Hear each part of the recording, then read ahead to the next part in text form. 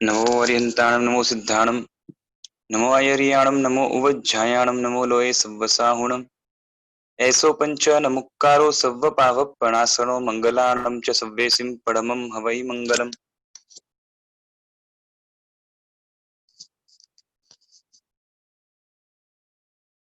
અચર્માવર્તી જીવ, ચર્માવર્તી જીવ અને મોક્ષગામી જીવ એનો થોડોક તફાવત આપણે જોઈ રહ્યા હતા.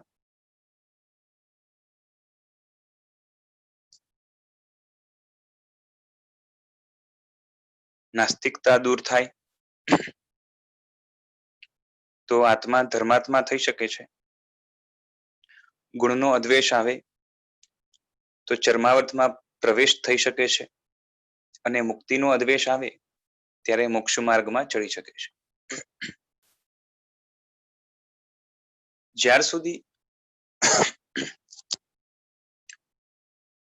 સુખ આત્મામાં છે એ ખ્યાલ નથી આવતો ત્યાર સુધી આગળ વધવું મુશ્કેલ બને છે. હવે સુખ આત્મામાં છે એ ખ્યાલ આવવા પછી પણ એ સુખ જળ પદાર્થોથી મળે છે એવી શ્રદ્ધા છે ત્યાર સુધી પણ મોક્ષ માર્ગની અંદર પ્રવેશ કરી શકાતો નથી. આ બે વસ્તુ વચ્ચે ડિફરન્સ સમજો. કોઈ એમ સમજાવી દે આપણે. મોટા ભાગના તો એટલા આંધળા હોય છે મોહના કારણે જીવો કે એને લાગે છે કે વસ્તુઓમાં સુખ છે, વસ્તુ જેમ ભોગવો એમ સુખ આપણે થાય અને જેમ વધારે વસ્તુઓ ભોગવાય એમ આપણે વધારે સુખી ગણાઈએ. પરંતુ વાત થોડીક જુદી છે કે દાખલા તરીકે કોઈક ભોજનની અંદર આપણે લાગે કે સુખ છે અને એ ભોજન એનો એક કોળિયો ખાધો, સુખ જેવું લાગ્યું, સુખ લાગ્યું. હવે બીજો કોળિયો ખાધો, એમાં પણ સુખ લાગ્યું, પરંતુ પેલા કોળિયા કરતા બીજા કોળિયામાં સુખ એટલું જ લાગ્યું કે ઓછું લાગ્યું કે વધારે લાગ્યું? પેલા કરતા બીજામાં સુખ એટલું જ લાગ્યું, ઓછું લાગ્યું કે વધારે લાગ્યું? તો આપણો એક્સપિરિયન્સ છે કે જેમ જેમ વસ્તુ ભોગવાતી જાય એમ એમ સુખ એનું પ્રમાણ ઘટતું જાય છે. પેલા કોડિયામાં દાખલા તરીકે આટલું સુખ લાગ્યું તો બીજા કોડિયામાં એનાથી થોડુંક ઓછું જ સુખ લાગશે, ત્રીજામાં એનાથી ઓછું, ચોથામાં એનાથી ઓછું, એમ કરતા કરતા કરતા એક લિમિટ આવશે. એના પછી જે વસ્તુથી આપણને સુખ લાગતું હતું એ વસ્તુમાં હવે સુખ લાગશે નહીં અને કદાચ વધારે એ કન્ઝ્યુમ કરવામાં આવે તો એનાથી જ દુઃખનો અનુભવ થશે. એટલે વસ્તુમાં જો સુખ હોત તો એ વસ્તુ વધવાથી સુખ વધવું જોઈએ, એવું થતું નથી. ઇન્દ્રિયના ભોગો પણ લઈ લો ને, સમજો તો કોઈ વસ્તુ જોઈને, કોઈ સીન જોઈને, કોઈ ગ્રીનરી વગેરે જોઈને, કાં તો આઈસના જે છે ને શું કહેવાય, સ્નોના પહાડ આખા જોઈને આનંદ થતો હોય, પણ પહેલી વાર જાઓ શરૂઆતમાં આનંદ જે થાય પછી ધીરે ધીરે કરીને આનંદ ઘટતો જાય અને એક પીક પોઈન્ટ એવો આવે કે જ્યાં હવે બસ ચાલો પાછા. તો ઇન્દ્રિયના બધા જ ભોગો, શરીરના ભોગો, એ બધામાં જો વસ્તુથી સુખ મળતું હોય, વસ્તુ જેમ જેમ કન્ઝ્યુમ થતી જાય, એનો ઉપભોગ કે ભોગ થતો જાય તેમ સુખ વધવું જોઈએ, પરંતુ સુખ વધતું નથી, કોન્સ્ટન્ટ પણ રહેતું નથી. તો એનાથી આટલી વસ્તુ નક્કી થાય છે કે વસ્તુમાં સુખ નથી. બરાબર છે? તો સુખ ક્યાં છે? વસ્તુમાં સુખ નથી તો સુખ ક્યાં છે? બરોબર છે? તો કોઈ કે જે છે ને વસ્તુ દ્વારા શરીરમાં સુખ છે, અને જેને આત્માને માન્યો છે એને ખબર પડશે કે સુખ એનું વેદન, બરાબર છે, આત્મામાં શક્ય છે, શરીરમાં શક્ય નથી, કારણ કે આત્માને શરીરને જુદું કરનારી આપણે ઘણી ઘણી દલીલો જોઈને આવ્યા છે. તો વસ્તુમાં સુખ નથી, શરીરમાં સુખ નથી, સુખ આત્મામાં થાય છે. પરંતુ વસ્તુ ન મળે તો સુખ નથી થતું. એટલે વસ્તુ દ્વારા સુખ થાય છે એવી અનુભૂતિ તો છે, બરાબર છે ને, કે આ વસ્તુ ન મળી હોત તો સુખ ન થયું હોત. એટલે જ્યાર સુધી એ ખાતરી નથી થતી અંદરમાંથી કે સુખ ખરેખર વસ્તુથી પેદા થતું નથી, વસ્તુમાં સુખ નથી, તો વસ્તુ સુખનું સાધન બને. એકચ્યુઅલી વસ્તુ સુખનું સાધન નથી બનતું, વસ્તુ એ દુઃખના નિરોધનું સાધન બને છે. એટલે કે દુઃખને ઘટાડી આપશે. અને એ પણ જો પુણ્ય હશે તો. અગર પાપનો ઉદય હશે તો એ જ વસ્તુ જે છે ને એ દુઃખને વધારી આપશે. એટલે વસ્તુથી સુખ છે, કોઈ પદાર્થથી સુખ છે, પૂતગલથી સુખ છે. એ પૂતગલ સુખનું સાધન બની શકે એ પણ પુણ્ય હોય તો. એટલે એકાંતે સાધન ન બને, અને બને તો ક્યારેક સાધન બને, પણ પોતે વસ્તુ જે છે ને એના અભાવમાં સુખ આત્મામાં જ છે. અને વસ્તુ જે સુખનું સાધન બને છે ખરેખર, એ ખરેખર સુખનું સાધન કઈ રીતે બને છે? દુઃખને હટાવી આપીને નવું સુખ પેદા કરાવી કોઈ વસ્તુ નહીં આપે. એટલે જો હવે એ નવું સુખ પેદા કરાવવાની એ સાધનમાં તાકાત નથી, ખાલી દુઃખને દબાવવાની તાકાત છે, તો એ તો કેવું થઈ ગયું કે ઔષધ જેવું થઈ ગયું, બરાબર છે. એટલે સુખ પેદા કરવાની તાકાત પણ વસ્તુમાં નથી, એ પણ નક્કી થઈ ગયું, બરાબર છે. ખાલી દુઃખને દબાવવા, દુઃખને શું કહેવાય કે શાંત કરવામાં સાધન બનશે. તો આ જે સુખ નામની વસ્તુ છે એ હોય છે ક્યાં અને ક્યાંથી આવે છે એની ખોજ કરવા જઈએ, આગળ આવશે દલીલો અમુક, તો એના ઉપરથી ખાતરી થવી જોઈએ કે સુખ પેદા થાય છે આત્મામાં, અનુભવાય છે આત્મામાં, અને વસ્તુ કોઈ પણ બહારની કે પૂતગલ જેને કહીએ એ સાધન બને. એ પણ કેનું?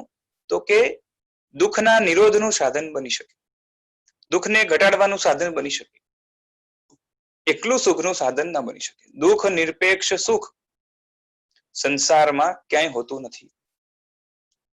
આ શરીર કે ઇન્દ્રિયના સુખો છે એ બધા કેવા છે? દુઃખને અધીન છે. જેટલું દુઃખ ઇન્દ્રિયનું વધારે, પેલા તો ઇન્દ્રિયમાં એક ચર જોશે, એક અર્જ જોશે. એ જ રીતે શરીરમાં ભૂખ, તરસ વગેરે દુઃખો હોય અને પછી એને શાંત કરવાથી જ સુખ જેવું લાગે, કાં તો સુખ લાગે એમ કહીએ તો પણ ઠીક છે. પણ એ શું છે એકચ્યુઅલી કે માઇનસમાંથી 0 તરફની સફર છે, પ્લસમાં કંઈ નથી. હવે એ સુખ એકચ્યુઅલી સુખ જે છે એ ક્યાંથી આવે છે? તો કે સુખ આત્મામાં છે અને આત્મામાંથી જ આવી શકે છે. એટલે બહારથી કોઈ પદાર્થ દ્વારા સુખ આત્મામાં જનરેટ નથી થતું. બહારના પદાર્થો કાં તો દુઃખ પેદા કરી શકે, કાં તો દુઃખને જે પેદા થયેલું છે બહારના પદાર્થોથી એ પણ, બરોબર છે, એને ઘટાડી શકશે. એટલે માઇનસમાં લઈ જશે અને પાછી પ્લસમાં લઈ જઈ શકે, 0 સુધી લઈ આવી શકશે. બાકી સુખ પેદા કરવાની તાકાત સાધનમાં નથી પાછી. તો ભાઈ સુખ છે ક્યાં? તો કે આત્મામાં છે, બરોબર છે. તો શું જડ ભોગો વગર આત્મામાં સુખ હોઈ શકે? બરોબર છે. તો એની અમુક જે છે ને ઝાંખી કરાવવા માટે, અમુક જાતની જે છે ને ખાતરી માટે જે છે ને એ આગળ દલીલો આવશે. આપણે હમણાં નથી લેતા એને. ખાલી એ મુદ્દો એ છે કે આત્મામાં સુખ છે એ પેલા નક્કી થવું જોઈએ. જડમાં સુખ નથી, અને જળ નિરપેક્ષ આત્માનો સ્વભાવ સુખ છે. એટલે કે જળ નથી તો આત્મા સંપૂર્ણ સુખી છે.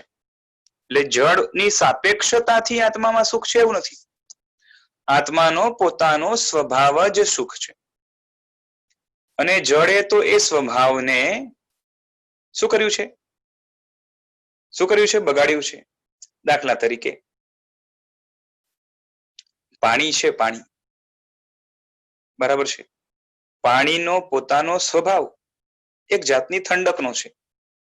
સામાન્યથી પણ શું હોય કે નોર્મલ કન્ડિશનમાં પણ એ વાતાવરણ કરતા પાણી થોડુંક ઓછા ટેમ્પરેચર વાળું હોય સામાન્યથી, બરોબર છે. એટલે પાણી શું છે? સ્વભાવથી ઠંડુ છે. હવે કોઈક વસ્તુ એમાં ભળી જાય તો એ ગરમ થઈ જાય. શું ભળી જાય? અગ્નિ એમાં ભળી જાય, બરોબર છે. અને અમુક જે છે ને શીત વર્ગણાના એટલે શીત પૂતગલો વરઘણા નહીં પણ શીત પૂતગલો, સોરી શીત નહીં, ઉષ્ણ પૂતગલો એમાં ઘૂસી જાય તો પાણી થઈ જાય ગરમ, બરાબર છે. એટલે અગ્નિએ પાણીને ગરમ કર્યો, બરાબર છે. હવે ગરમ થયેલું પાણી એકચ્યુઅલી કેવું કહેવાય? સ્વાભાવિક કહેવાય કે વિકૃત થયેલું કહેવાય? ગરમ થયેલું પાણી એ સ્વાભાવિક કહેવાય કે વિકૃત થયેલું કહેવાય? સ્વાભાવિક નથી, વિકૃત થયેલું છે. અને કેનાથી થઈ છે? બીજી વસ્તુથી વિકૃત થયું છે. એનાથી જુદા સ્વભાવ વાળી વસ્તુ હતી, એનાથી એ વિકૃત થઈ. હવે એ પાણીને પંખો ચાલુ કરો એટલે શું થશે? જે ગરમાશ હતી એ પાછી ઓછી થશે અને એ ઠંડુ થયું. બોલો સાચું કહો કે જે હવા કે પવન પંખાએ પાણીને આપી એનાથી થયું છે શું? પંખાએ એને ઠંડક આપી કે પંખાની હવા દ્વારા એની જે ગરમી હતી એ દૂર થઈ? હલો, ખ્યાલ આવે છે?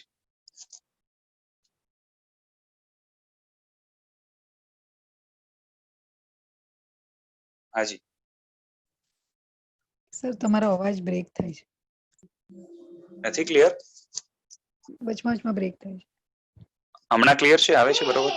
હવે આવે છે પણ વચમાં સર અમને આવે છે બરોબર, તમારે અવાજ બરાબર છે સર. ઓકે, આમ બાકી બધાને બરોબર આવે છે? શું છે? હા સર બરાબર છે. થોડોક બ્રેક થાય છે સર. બરાબર છે. થોડોક ઓકે ઓકે, અમને બ્રેક થાય છે સર. હવે મારા હાથમાં તો અહીંયા ક્યાંય નથી. કોઈની ત્યાં ઝૂમ અને એમની ત્યાં નેટવર્ક નું પ્રોબ્લેમ હશે ને કદાચ, તો એટલે બ્રેક થતો હશે. અમને અહીંયા ક્લિયર આવે છે. ઓકે, એટલે એક જ જણને પણ ક્લિયર આવે છે, મતલબ અહીંયાથી તો ક્લિયર જઈ રહ્યો છે. હા ગુરુજી, ઠીક છે, ચાલશે. ચાલો, જે હોય. પ્રણામ ગુરુજી. પ્રણામ. એક ક્વેશ્ચન પૂછવું હતું. આપણે જે રીતે કહીએ છીએ કે પાણીનો સ્વભાવ શીતળ છે, હા, તો એકચ્યુઅલી પાણીના અંદરના જે જીવ છે હા, એ બી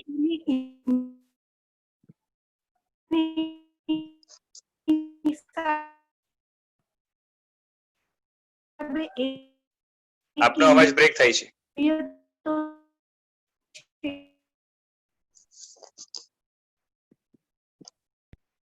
આપનો અવાજ નથી આવી રહ્યો.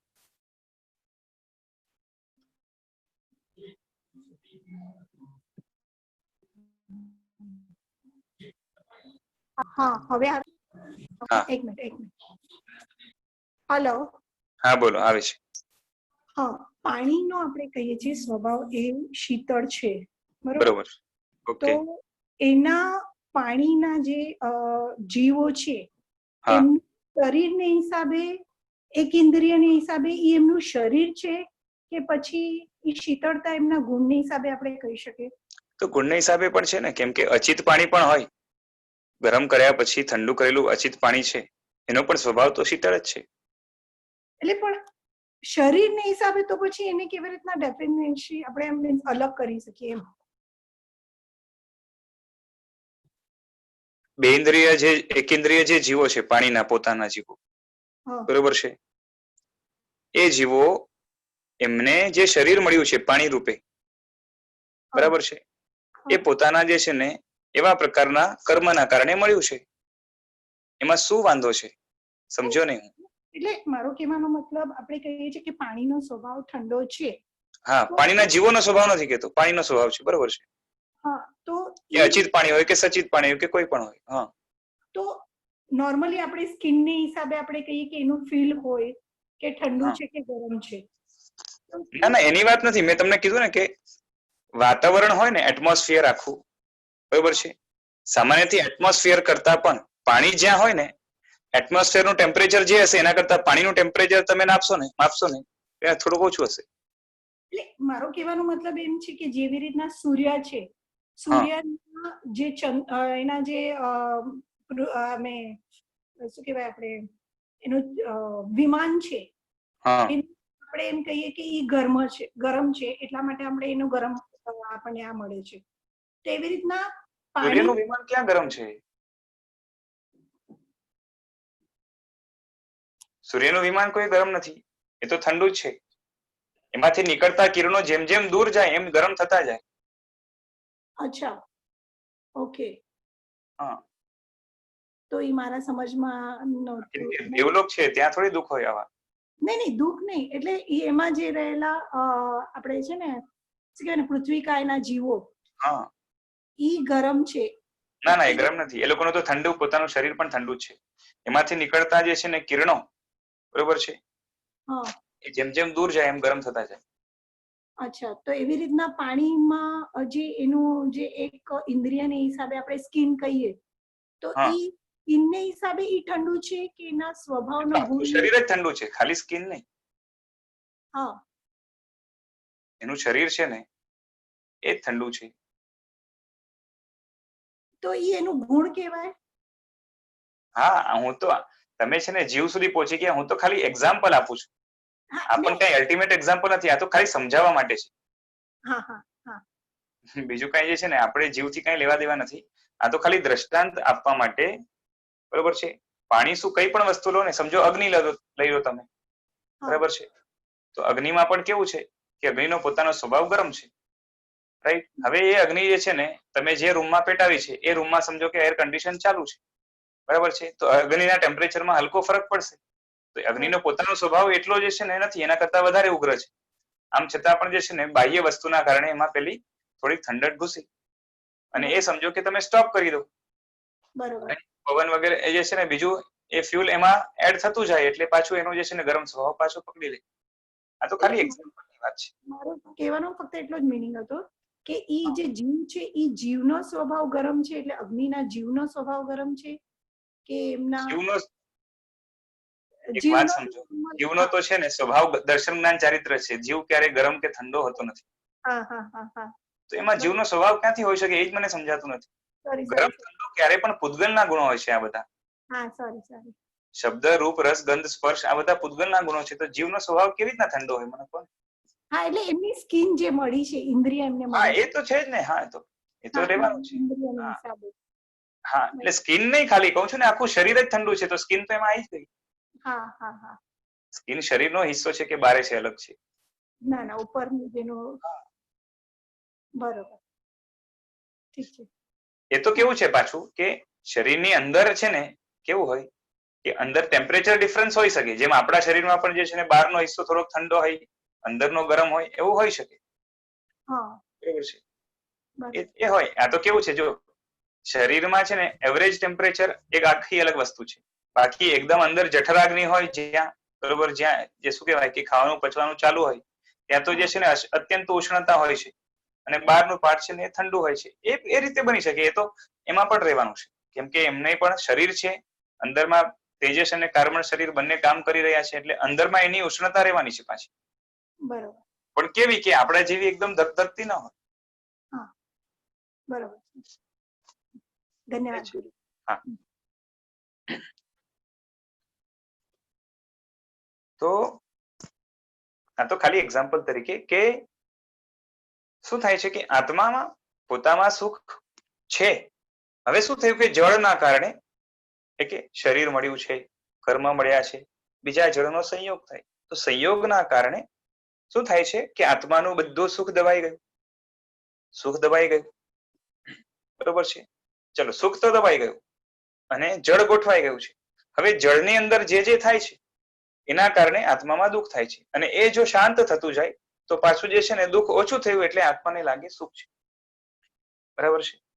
કેમ કે શરીરમાં હવે શરીર આત્મા સાથે ચોટેલો છે, એકમેક થયેલો છે, એટલે શરીરમાં બનતી જે ઘટનાઓ છે એ આત્માને સુખ દુઃખ રૂપે અનુભવાશે.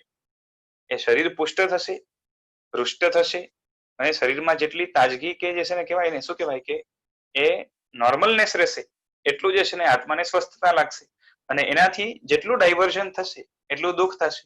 અને ફરી દવા ખાવાથી, કાં તો એક્સરસાઇઝ કરવાથી, કાં તો જે છે ને બીજા ઉપાયો કરવાથી ફરીથી નોર્મલ સ્ટેટમાં આવે તો આપણે લાગે કે સુખ થયું. એકચ્યુઅલી સુખ નથી થયું, દુઃખ ઓછું થયું છે, એટલે આપણે થોડી હળવાશ લાગે. બરાબર છે. જેમ છે ને કોઈ માણસ ભાર ઉપાડીને જાય છે અને 4 ગોણીનું ભાર ઉપાડ્યું છે, 4 છે ને ગોણીનું ભાર ઉપાડ્યું છે, રસ્તામાં જાય છે. હવે થાક્યું એટલે 1 ગોણી ઓછી થઈ, બરાબર છે. અને એને લાગે હા બોલો સુખમાં છે કે દુઃખમાં, એકચ્યુઅલી દુઃખમાં જ છે પણ દુઃખ થોડુંક ઓછું થયું એને લાગે સુખ. આના જેવું છે, બરાબર છે.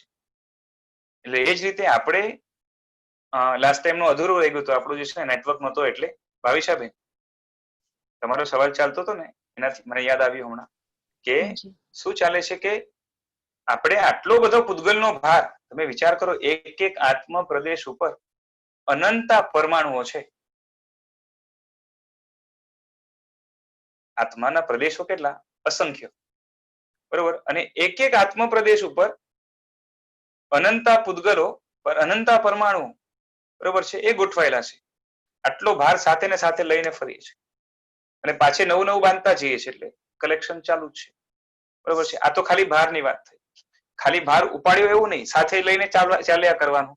એ જ ભાર લઈને છે ને કેટલી બધી ક્રિયા કરવાની. આપણા એક એક સેલની અંદર okay thousands and millions of activities ચાલે અને બધાની અંદર સંચાલન કોને કરવાનું? તો કે આત્માએ કરવાનું. એનાથી આત્માને ફાયદો કઈ નહીં. ફાયદો જે છે ને શું કહેવાય કે ખાલી શરીરનું બેલેન્સ મેન્ટેન રહે. એટલે આપણે શરીર માટે મજૂરી કરવાની. એટલે આ તો કેવું છે કે આપણે યુઝ ટુ છે બચપનથી છે ને આ ભાર લઈને ફરીએ છીએ એટલે આપણે છે ને જાણે ભાર નથી.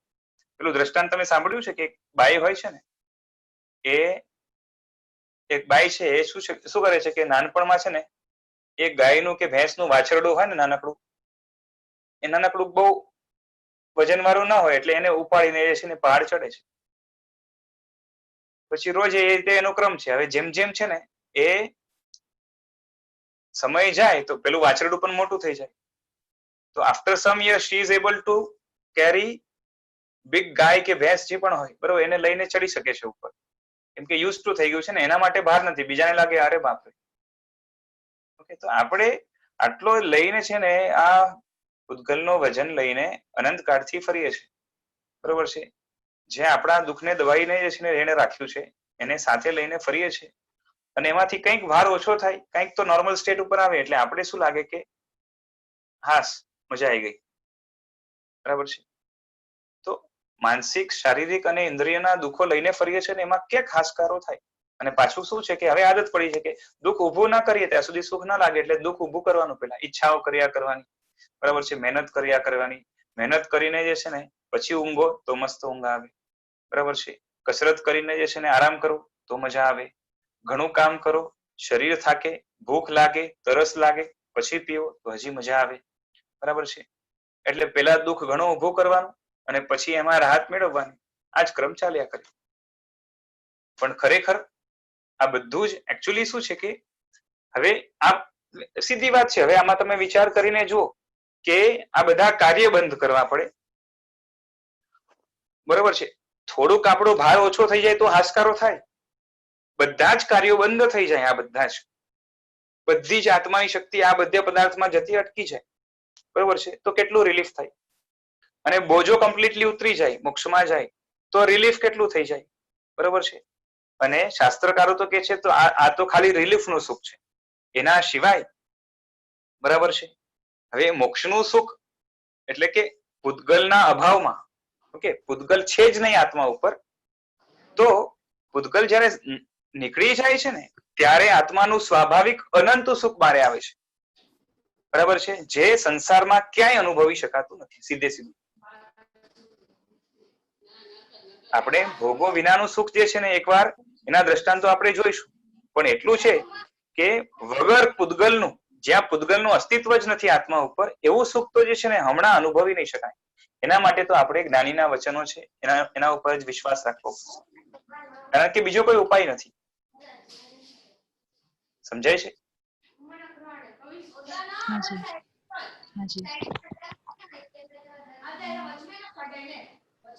વિશાલભાઈ, એક મિનિટ. હા હા બોલો, ઓન કરી લો.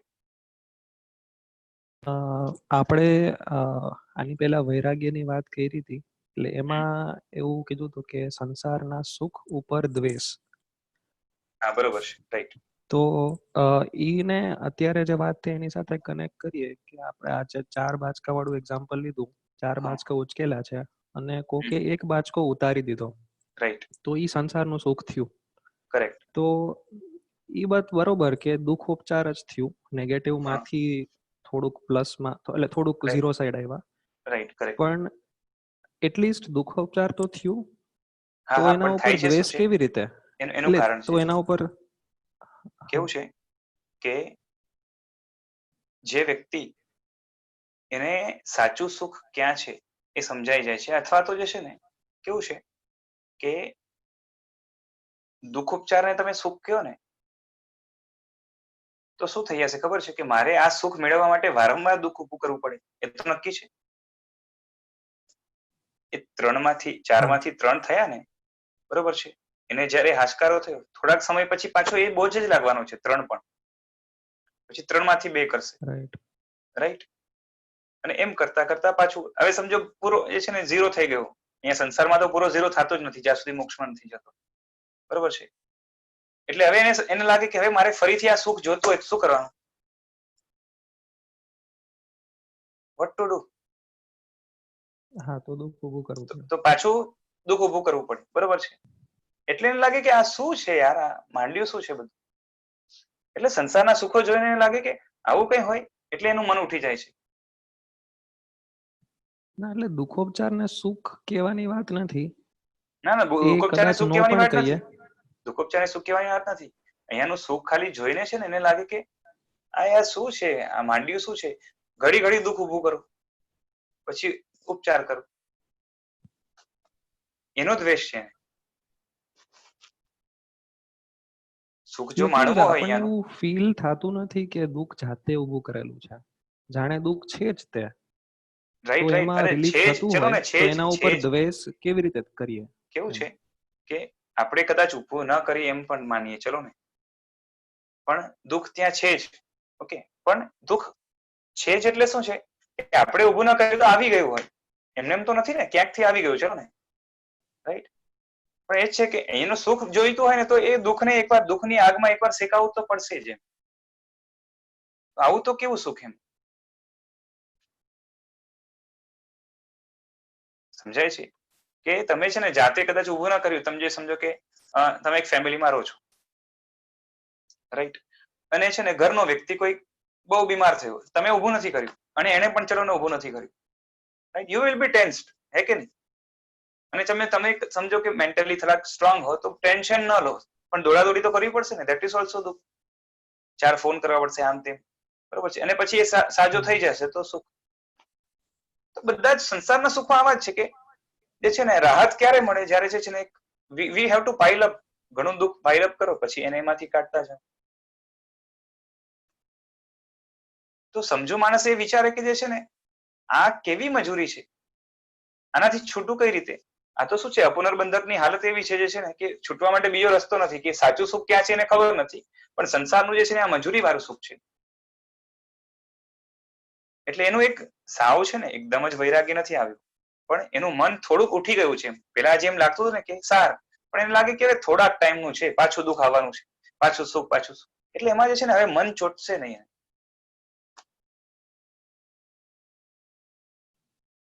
સમજાય છે? Okay okay. એનાથી રિલેટેડ એક ક્વેશ્ચન એવો થાય કે આ મજૂરી વાળું અગર સમજાય તો પછી એવું થાય કે જ્યાં મજૂરી ન હોય અથવા મિનિમલ હોય તો ત્યાં શું વાંધો છે? ફોર એક્ઝામ્પલ એવું વિચારીએ કે અકર્મ ભૂમિ છે તો ત્યાં દુઃખ કેવી રીતે છે, અથવા ત્યાંના સુખ ઉપર તમે દ્વેષ કેવી રીતે ઉપજાવો અત્યારે? મતલબ જેટલું ખબર છે ત્યાં ઇમેજિન કરીને કે ભાઈ નથી તમારે કામ કરવાનું, નથી કંઈ ખાવા માટે પણ કંઈ બનાવવાનું, નથી ઇવન કંઈ ગવર્મેન્ટની વ્યવસ્થા નથી, શરીરમાં રોગ કે નથી, લોકો એટલા સરળ છે, નથી ચોરીનો ભય, નથી સિક્યોરિટીનો ભય, એમ. તો દુઃખ કેવી રીતે? કેમ કે શરીર જ્યાં પણ છે ને, આ લઈ લો કે ઉપરના કોઈ પણ દેવલોક લઈ લો, શરીરની સાથે 3 દુઃખ કાયમ રહેવાના છે: ભૂખ, તરસ અને થાક. રોગ હોય કે ના હોય, ઈજા હોય કે ના હોય, એક્સિડન્ટ હોય કે ના હોય, આ 3 તો કાયમ રહેવાનું છે. અને આનું પણ આ 3નું પણ સ્વરૂપ તો એ જ છે પાછું. પછી કોઈ પણ દેવલોક લઈ લો, આ એ છે કે જે છે ને કોઈને 1000 વર્ષે થાક લાગે, 1000 વર્ષે ભૂખ લાગે, 2000 વર્ષે, 4000 વર્ષે, એ બને. પણ દુઃખ તો છે. કોઈ પણ શરીરની સાથે, કેમ કે શરીર છે ને એની સાથે જોડાયેલી આ કેવી છે કે અવિનાભાવી જેવી ક્રિયાઓ છે, એના વગર ન જ હોય.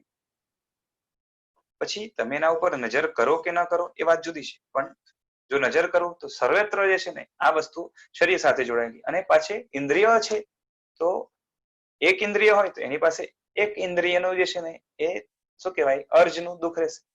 5 ઇન્દ્રિય વાળાને 5 ઇન્દ્રિયની અર્જ, કેમ કે ઇન્દ્રિય છે એ એના અનુકૂળ ભોગો માંગવાની છે, અને જ્યાં સુધી ન મળે ત્યાં સુધી જે છે ને એ બેચેન રહેશે. અને એનું ઇન્ફ્લુઅન્સ આત્મા ઉપર થશે જ કે ભાઈ હા સારું સારું જોવાનું જોઈએ, સારું સારું સૂંઘવાનું જોઈએ, સારું સારું સાંભળવાનું જોઈએ, રાઈટ.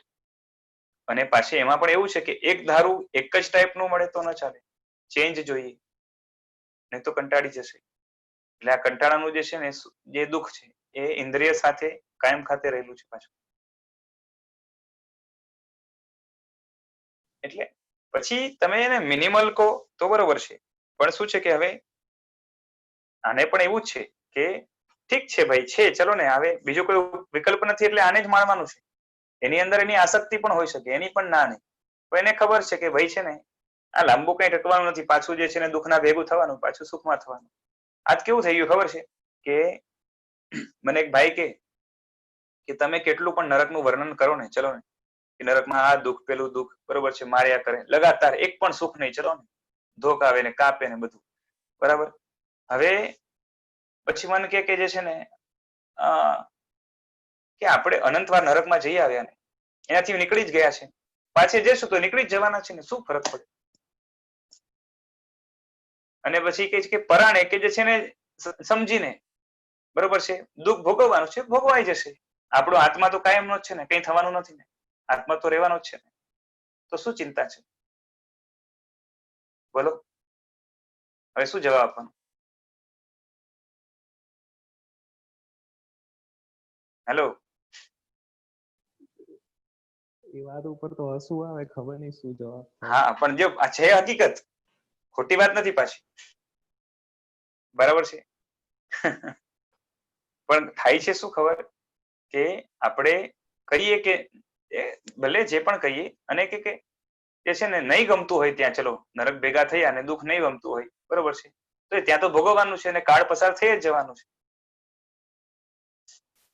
અનંત વાર ભોગવી આવ્યા તો પાછી છે ને એક વાર બે વાર કે અનંત વાર ચલો ને જવું પડશે ને, જશું, એમાં શું છે.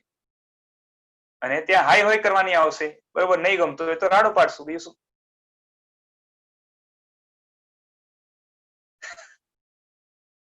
પણ ખરેખર થાય છે શું કે જ્યારે પણ આપણે કઈ પણ હોય ને દુઃખ આપણે ગમતું નથી,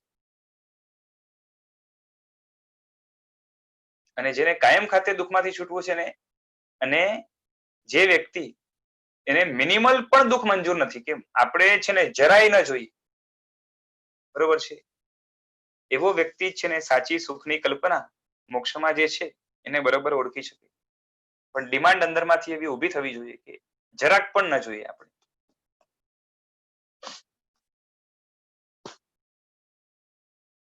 અને આ તો કેવું છે પાછું કે આપણે આ ભોગભૂમિ જે છે ને શું કહેવાય, આ ભોગભૂમિ એટલે આ યુગલિકો કે દેવતાઓ, એનું આપણે મિનિમલ લાગે છે બરાબર છે, એ આપણા કમ્પેરિઝનમાં ઘણું ઓછું છે. બાકી મેં કીધું ને કે હરેક આત્મ પ્રદેશે દુઃખની ખાણ છે.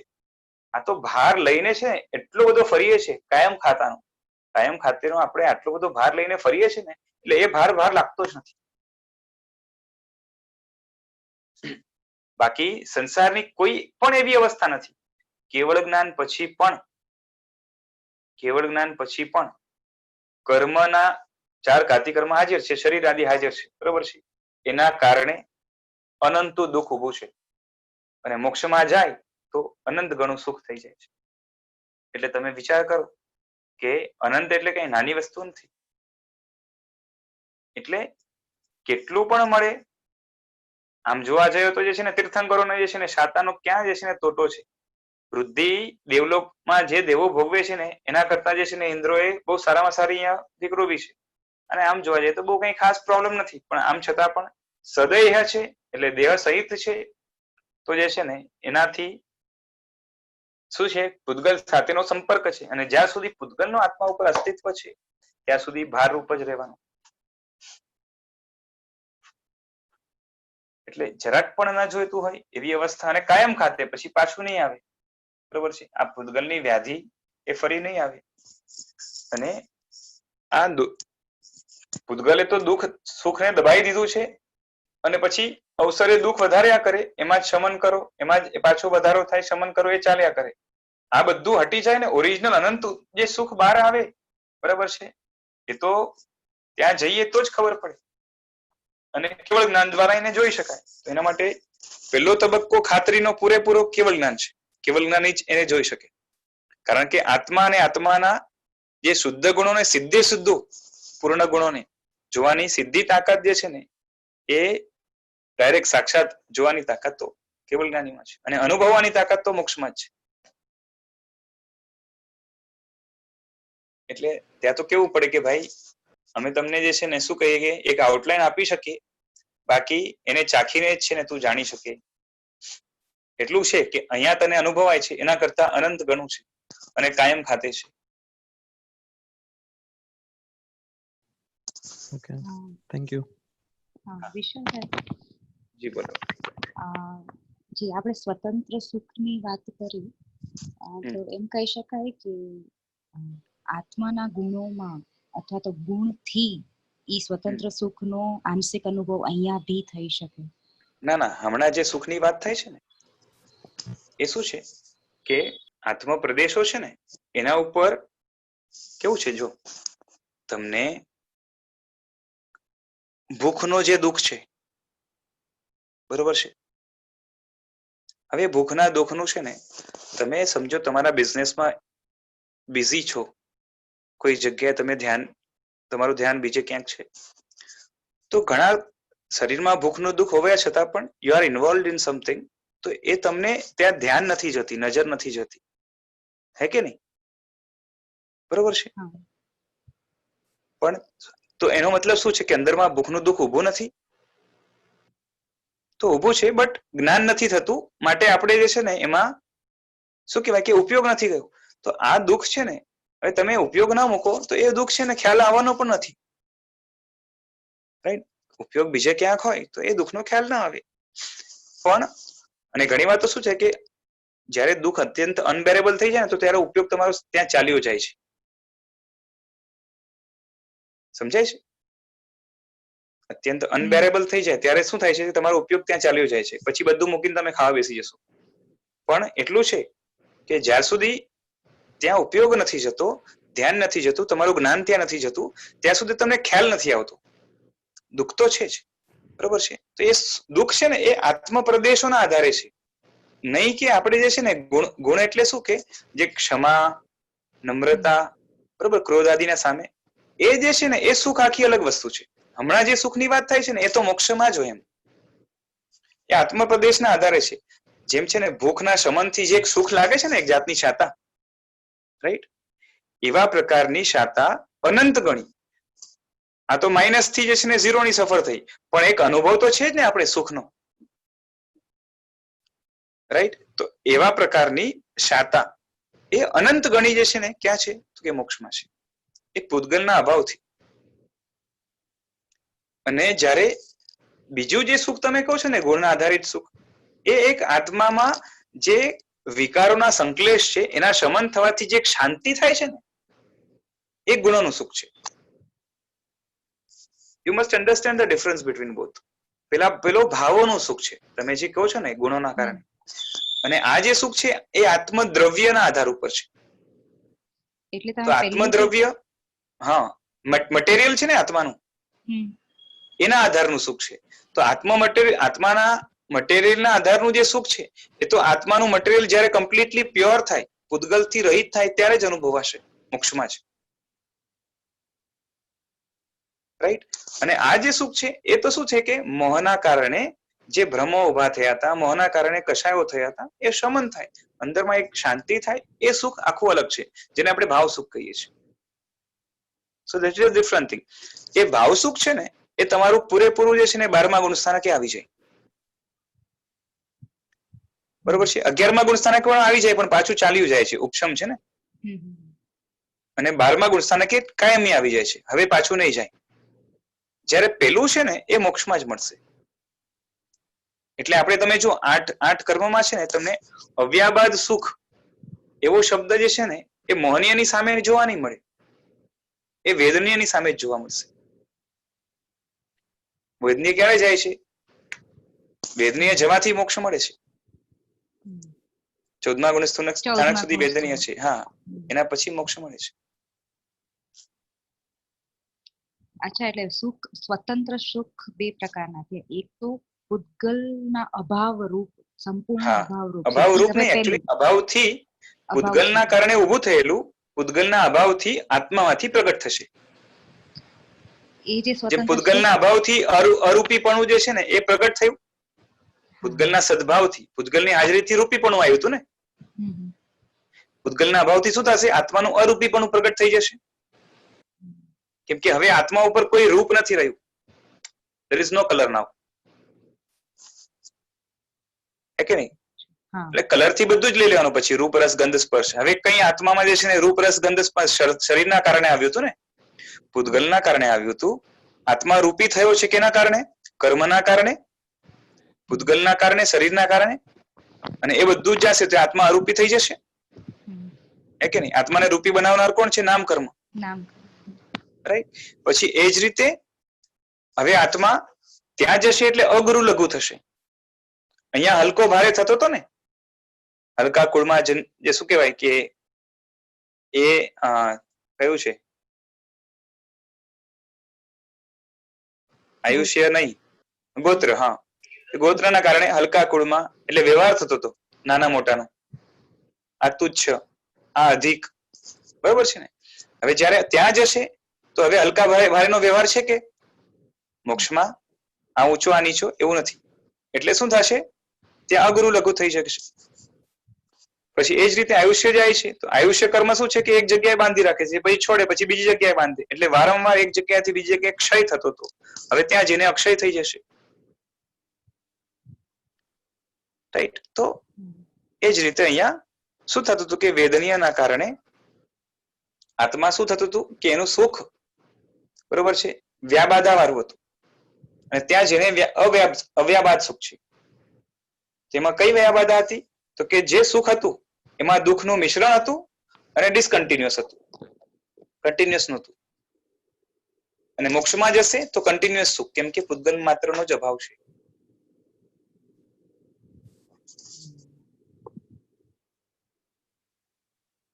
ખ્યાલ આવ્યો? આપણે જે પહેલું સુખ કીધું છે એ સંપૂર્ણ પૂતગલના અભાવથી મળતું સુખ, જે અચાનક જ, મતલબ એટ ધેટ પોઈન્ટ ઓન્લી તમને મળશે. હા, તમને એનો છે ને અહીંયા આંશિક પણ નહીં મળે. સ્વાભાવિક છે. હા, કેમ કે જો તમારા જે છે ને 8 રૂચક પ્રદેશો ખાલી છે આત્માના, એ તો અનાદિથી હતા, હમણાં છે અને રહેશે જ, બરોબર છે. અને બાકી જેટલા પ્રદેશો છે આત્માના એના ઉપરથી એક જે છે ને પૂરી રીતે પૂતગલ ખાલી થઈ જાય એ અવસ્થા તો મોક્ષની જ છે. એટલે વચ્ચે એવો પીરિયડ નથી કે કોઈ પણ બીજા આત્મ પ્રદેશો છે ને એ ખાલી થાય. અને શું છે કે આમ તો કેવું છે કે આખા આત્મા ઉપર પણ આમ તો ક્યારે બનતું નથી એવું, પણ ખાલી કહું છું કે આખા આત્મા ઉપર એક પણ જે છે ને પૂતગલ રહી જાય ને, બરોબર છે. પરમાણુ ક્યારે આત્મા ગ્રહણ નથી કરતો, એટલે થોડોક પણ સ્કંદ હોય. એકચ્યુઅલી ક્યારે પણ આત્મા ગ્રહણ કરે તો પૂતગલનો સ્કંદ જ કરે, પરમાણુ ગ્રહણ ન કરે. તો એ સ્કંદ જયારે ગ્રહણ થાય છે, એક પણ નાનકડો પણ સ્કંદ રહી જાય છે ને આત્મા ઉપર, તો આત્માનું સુખ દબાઈ જાય છે. એટલે પૂતગલ માત્રનું આત્મા ઉપર અસ્તિત્વ એટલે ચોટવાપણું એ જયારે હટી જાય છે ત્યારે અનંત સુખ પેદા થાય છે. બધા એટલે નવું જનરેટ નથી કરતો, અંદર જે છે ને આ પૂતગલે જ દબાવી નાખ્યું એ પ્રગટ થઈ જશે. અને ગુણોના કારણે જે સુખ છે એ આખી અલગ વસ્તુ છે, એ ભાવ સુખ છે, બરોબર છે. એ જ્ઞાનના કારણે છે, જ્ઞાન આધારે. જ્ઞાનમાં મોહનીય મલિનતા કરે છે, મૂંઝવણ પેદા કરે છે, બરોબર છે. મેં જોયું, પછી મોહનીએ શું કર્યું? એમાં રાગ કે દ્વેષ મિક્સ કરી નાખ્યું, એટલે અંદરમાંથી સંકલેશ પેદા થશે. જોવાથી કશાય નથી થતા, જોવાથી સંકલેશ નથી થતા, જાણવાથી સંકલેશ નથી થતા. જાણકારીમાં જ્યારે ભ્રમ, રાગ, દ્વેષ ભળે છે ને ત્યારે સંકલેશ અને તોફાનો પેદા થાય છે. અને તોફાનો શાંત થઈ જશે. એ આત્માનું પોતાનું સુખ છે, પોતાની જ શાંતિ છે. પોતાની જ અંદરની રમણતા છે. રાગ દ્વેષના કારણે એ બારે ફેંકાય છે, બહારમાં ઉપયોગ જાય છે, બહારની વસ્તુ મેળવવા કે દૂર કરવાનો પ્રયત્ન કરશે. અને જ્યારે આ બધું હટી જાય છે, વિતરાગતા આવે છે, ત્યારે એને બહારમાં કઈ રસ જ નથી રહ્યો અને અંદરનું માણ તો થઈ જાય છે. સમજાય છે? એટલે દેટ ઇઝ ડિફરન્ટ થિંગ. વિતરાગતાના કારણે, ગુણોના કારણે જે સુખ થાય છે એ આ છે, જેને આપણે સામાન્યથી ગુણો કહીએ છીએ. બરોબર. બાકી તો શું છે કે અવ્યાબાદ સુખ પણ ગુણ જ છે. બરોબર છે. અરૂપીપણું પણ ગુણ જ છે. પણ જેને આપણે સામાન્યથી ગુણની વાત કરતા હોય ને કે આ ગુણ લાવવું જોઈએ, ક્ષમા, નમ્રતા, બરોબર છે, માર્દવ, આર્જવ, જે પણ છે, તો એનાથી શું થાય છે કે કશાયના શમન થવાથી આત્મામાં એક શાંતિ, બરોબર છે, એટલે એને શાસ્ત્રમાં શું કહ્યું ખબર છે? ઉપશમ રસ. બરોબર છે કે ઉપશમ એક એટલે કશાયની શાંતિ, એક એવા પ્રકારનો રસ છે, બરોબર છે, જે અંદરથી આહલાદ આપે છે. તો એક આખી અલગ વસ્તુ થઈ ગઈ. એને મિક્સ નહીં કરતા.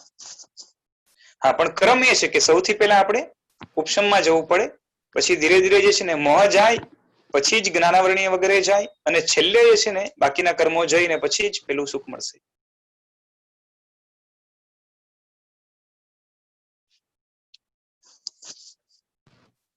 ખ્યાલ આવે છે? ડન. હા, તો સુખ આત્મામાં છે એ પેલા નક્કી કરવું જોઈએ, જળમાં નથી. બરોબર છે. તો હવે જયારે જળની સાથે કમ્પેર થાય ને તો કયું સુખ લેવાનું? જળની હાજરી ને ગેરહાજરીનું. સમજાય છે? મુક્તિનું અને સંસારી અવસ્થાનું. પછી કેવલી પણ સંસારી જ છે. તો જળ નિરપેક્ષ આત્માનો સ્વભાવ પોતાનો સુખ છે. બરોબર છે. અનંત સુખ સહજતાથી આત્મામાં સ્વાભાવિક રીતે હોય છે, તે પણ કન્વિન્સ થવું જોઈએ, ઘૂંટાવવું જોઈએ, અને તેનાથી મુક્તિનો અદ્વેષ અને આગળના ગુણની જે છે ને આપણે એને પામી શકશું. આ જ મોક્ષ માર્ગ પર ચરવાનો ઉપાય છે. તો પેલા તો આત્મામાં સુખ છે નક્કી થવું જોઈએ કે સુખ આત્મામાં છે. રાઈટ. હવે એકદમ નક્કી ના થાય તો કમથી કમ જે છે ને આનાથી નથી તો જરૂર છે આત્મામાં. અને જળ છે ને વસ્તુઓ એ તો શું કરે છે? બોજ બને છે. એ ખ્યાલ આવવો જોઈએ. તો જે છે ને થોડીક ગતિ પેલી તરફ થશે. અને એમાં પણ સૌથી પહેલો સ્ટેપ તો શું છે કે આ છે ને અહીંયાનું સંસારના સુખો પર કંટાળો આવે. બરાબર છે. આ કેવું છે ખબર છે? તમે કોઈના ઘરે નોકર તરીકે રહેતા હો, જે શેઠ છે ને એ જોરદાર મજૂરી કરાયા કરે, અને તમે એમની પાસે જાઓ કે શેઠ હવે નોકરી મૂકી દઉં છું, મને નથી ફાવતું. તો શેઠ તમને છે ને થોડાક લાલચ આપે, જો હા ખાવાનું ખાઈ લે, આમ કરી લે, થોડુંક આરામ કરી લે. એટલે 5-10 મિનિટ, 15 મિનિટ કે 20 મિનિટ આ રીતે કરે. તમે એના કોન્ફિડન્સમાં આવી જાઓ, હા વાંધો નહીં શેઠ. એ શેઠ પાછી કામ પર ચડાવે. બરોબર છે. ચલો સારું મળી ગયું ને, એ ચક્કરમાં છે ને બધું ભૂલી જાય, જૂનું દુઃખ, પાછું નવું એ જ કામ કરાય કરે. પછી પાછી કંટાળે, અરે આવી બીજા નોકર સાથે જઈને પણ વાત કરશે, અરે મેરા શેઠ તો પરેશાન કર ડાલતા હે. બરોબર છે. કંટાળે પાછું શું થાય? આ ચક્કર ચાલે કરે. આવું જ કંઈક છે ને સંસારમાં. આપણે બોલીએ પણ છે ખબર છે, મધુ બિંદુની આશા મહી ભય માત્ર હું ભૂલી ગયો. રત્નાકર 25. બરાબર છે. બધું દુઃખ ભૂલી જઈએ. થોડું ક્યાંક સુખ મળે ને એટલે હાશકારો મળે એટલે બધું દુઃખ ભૂલી જાય. પેલો ભાર ઉતારવા એને એક પણ ધ્યાન નથી રહેતું કે મારા ઉપર છે ને હજી 3 ગુણી પડી છે. એ ધ્યાન નથી રહેતું. એક ઉતરીને હા, આવી હાલત છે ને.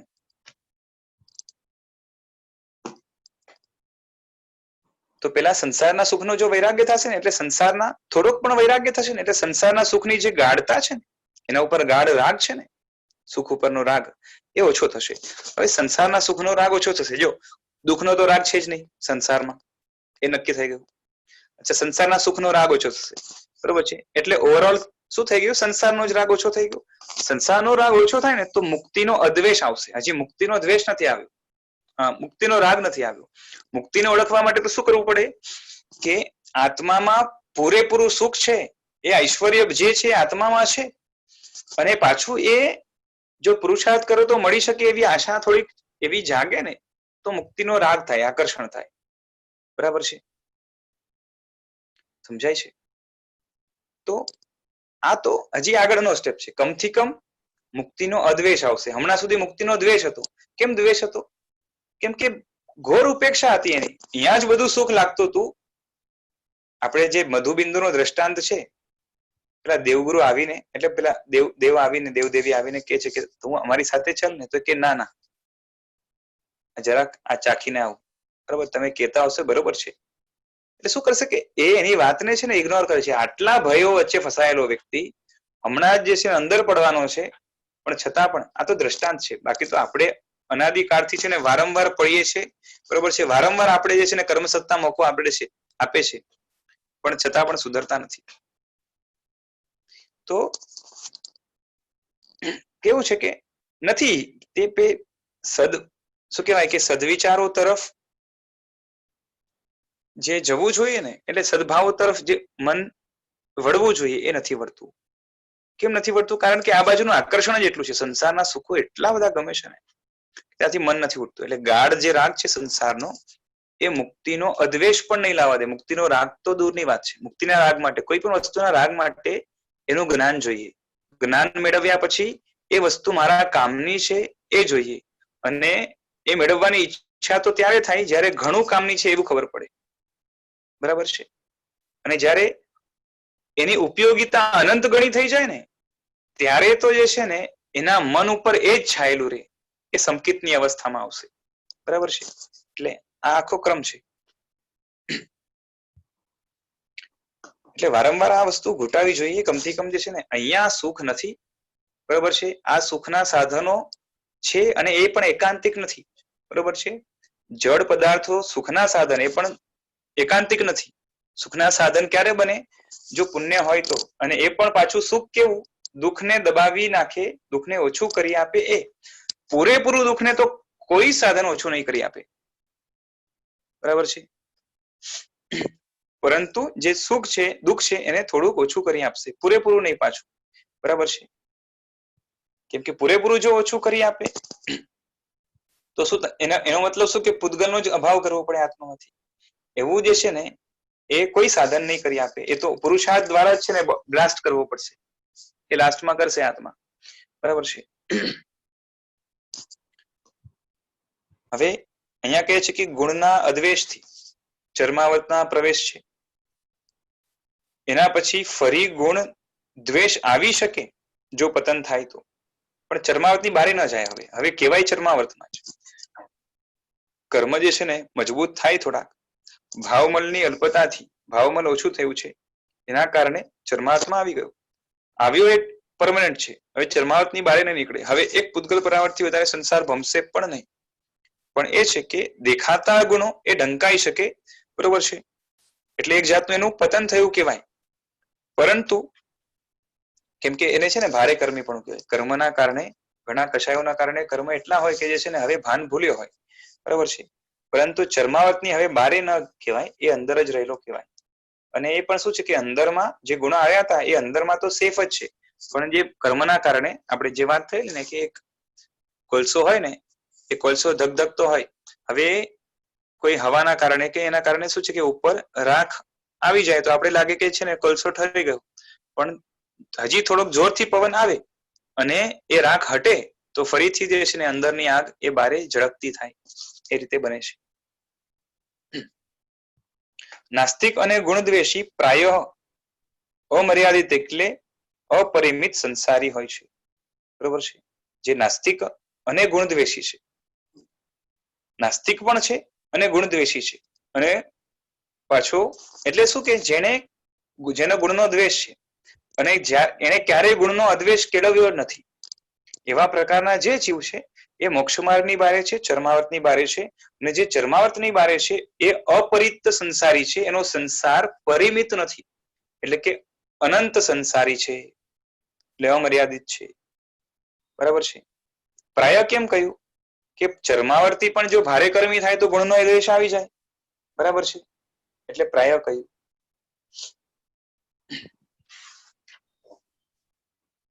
રાઈટ. વસ્તુઓ ગુંટાવી જોઈએ. હાજી.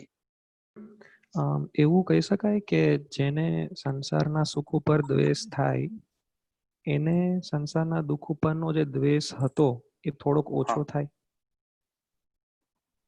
સંસારના સુખ ઉપરનો દ્વેષ થાય તો દુઃખ ઉપર જે તો? દ્વેષ હતો એ થોડોક ઓછો થાય કે સુખ પણ હવે નથી ગમતું એટલું બધું તો દુઃખ હવે ઠીક છે, આવ્યું ન આવ્યું એટલું બધું શું રડવાનું. હા હા, કદાચ ફરક એવું પડી કંઈક. જાય. Right right. Okay. બરોબર છે. એટલે તમે જોજો મોક્ષ માર્ગમાં આગળ વધે ને એટલે એની સહનશીલતા, મનની મક્કમતા, સત્વ વગેરે વધે છે. એ તો થશે. અને આગળ જતા તો સહનશીલતાને આપણે મોટા ગુણ તરીકે માનીએ પણ છે, સવાલ જ નથી. કેમ કે હવે શું છે કે વધારે તો શું છે કે શરીરથી સહન કરવાનું રહે, મનથી તો જે છે ને ધીરે ધીરે ઓટોમેટિક સમજના કારણે એ જે છે ને સહન શક્તિ આવી ગઈ છે કે ઠીક છે, હવે છે દુઃખ તો હવે શું છે, સમજાય છે ને, સંસાર છે તો રહેવાનું છે. અને હવે એનો બહુ ઝાઝો સમય નથી, કેમ કે મેં પુરુષાર્થ માંડ્યો છે એટલે આજે નહીં તો કાલે મોક્ષ થવાનો છે, એટલે કાયમ ખાતે હવે આ ટેમ્પરરી દુઃખ છે તો એને બહુ પછી પેલું ના રહે. અને દુઃખનો દ્વેષ છે એના ઉપર ફટકો પડશે પાછો, એ રહેશે. બરોબર છે.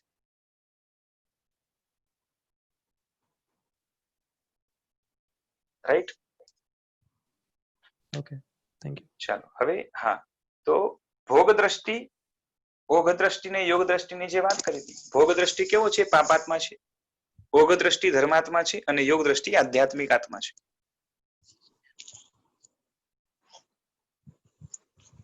આપણી વાત થઈ અચરમાવર્તી છે એટલે ચરમાવર્તી બારે રહેલો જે જીવ છે એ અપરિત સંસારી છે. એનો સંસાર પરિમિત નથી, અનંત સંસારી છે.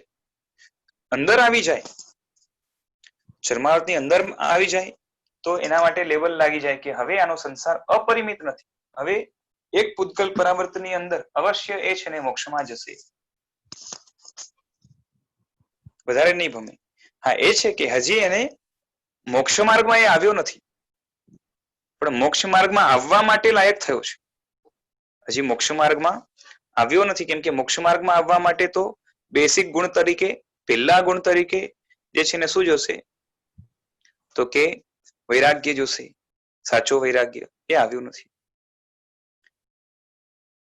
એટલે ઘણીવાર તો એવું બને કે કોઈ વ્યક્તિ છે એકાદ બે ભવમાં જ મોક્ષમાં જવાનો હોય, આ ભવ છે, નેક્સ્ટ ભવ છે, કાં તો હજી એક બે ભવ, સમજો ને, એટલે નજીકના સમયમાં જ મોક્ષમાં જવાનો છે એવો વ્યક્તિ હોય. બરાબર છે. અને આ ભવમાં એ હજી અચરમાવર્તમાં છે. આ ભવમાં દાખલા તરીકે આ ભવમાં એ એનું આયુષ્ય સમજો કે 60 વર્ષનું હોય અને એમાં 30 વર્ષ સુધી એ અચરમાવર્તમાં છે અને 30 વર્ષ પછી એ ચરમાવર્તમાં પ્રવેશ થયો એનો. રાઈટ.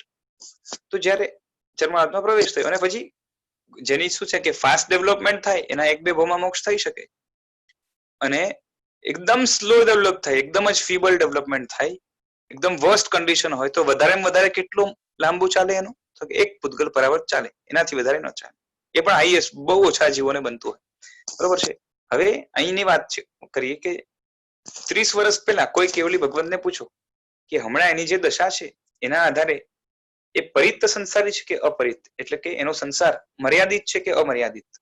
બરાબર. તો કેવલી કહેશે કે અપરિત સંસારી છે, એટલે પરિમિત સંસારી નથી, એનો સંસાર અમર્યાદિત છે.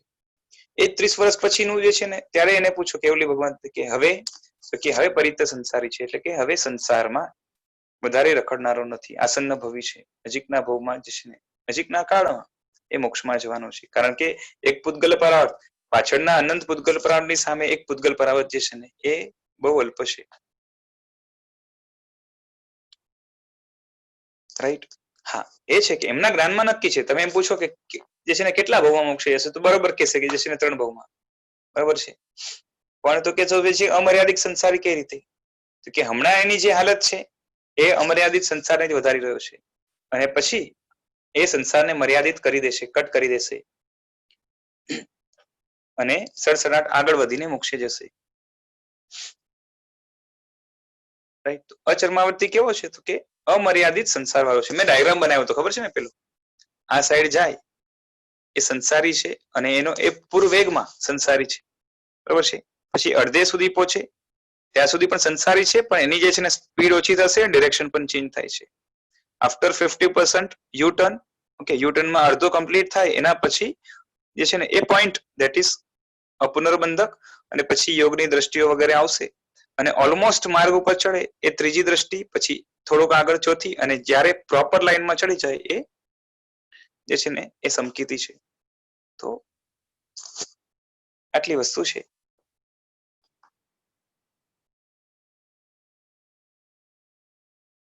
હવે ચર્માવર્તનમાં આવે